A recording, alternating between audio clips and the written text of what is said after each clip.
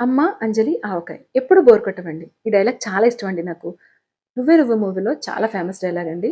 నిజంగా చెప్తున్నానండి. అమ్మ అంటే ఎంత ఇష్టమో ఆవకి కూడా అంత ప్రాణం అండి నాకు. సో, మీలో అందరికీ చాలా ఇష్టమైన ఏకైక పచ్చడి చెప్పమంటే ఖచ్చితంగా ఆవకాయనే చెప్తారండి. నిలువ పచ్చళ్ళు పెట్టాలి అంటే ఖచ్చితంగా వేసవికాలం రావాల్సిందేనండి. అప్పుడే మామిడికాయ సీజన్ అనేది స్టార్ట్ అవుతుంది. అలా వచ్చిన స్టార్టింగ్ సీజన్‌లో వచ్చే మామిడికాయలు టెంక పడుతుంది. ఇంకా జీడనేది కన్వర్ట్ అవుతుంది టెంక కింద అన్నప్పుడు మనకి ఈ కాయలనేవి దొరుకుతా ఉంటాయండి.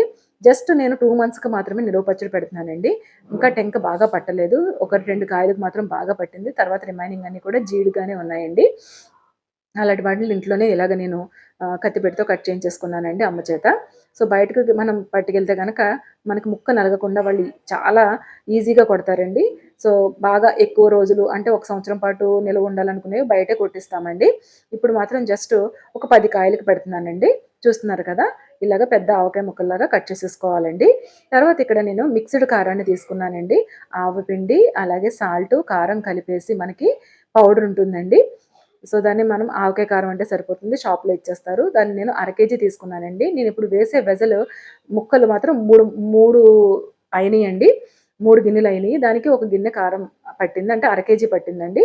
తర్వాత ఒక 2 టేబుల్ స్పూన్స్ మెంతులు కూడా కొంచెం నూనెలో వేయించేసుకొని, వేరుశనగ నూనెలో ఇందులో వేసేసుకోవాలండి.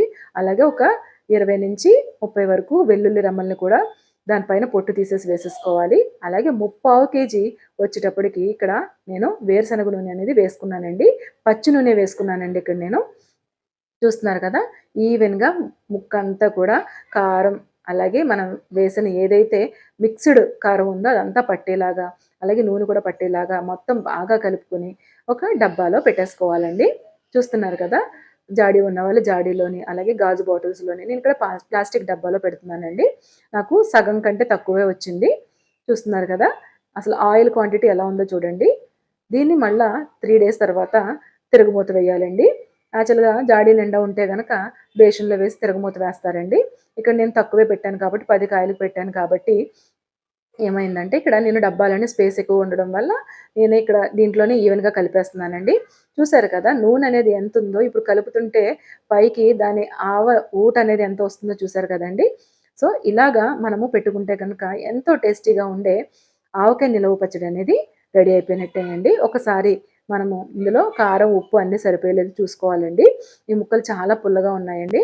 సో, అందువల్ల ఏంటంటే మేము అర కేజీ కారాన్ని వేసేయాల్సొచ్చింది. సో, ఎంతో టేస్టీగా ఉండే ఆవకాయ, ఆంధ్ర ఆవకాయ అనేది రెడీ అయిపోయిందండి. మీకు ఆవకాయ ఇష్టమైతే గనక లైక్ చేయండి, షేర్ చేయండి, సబ్స్క్రైబ్ చేసుకోవడం మాత్రం మర్చిపోద్దండి.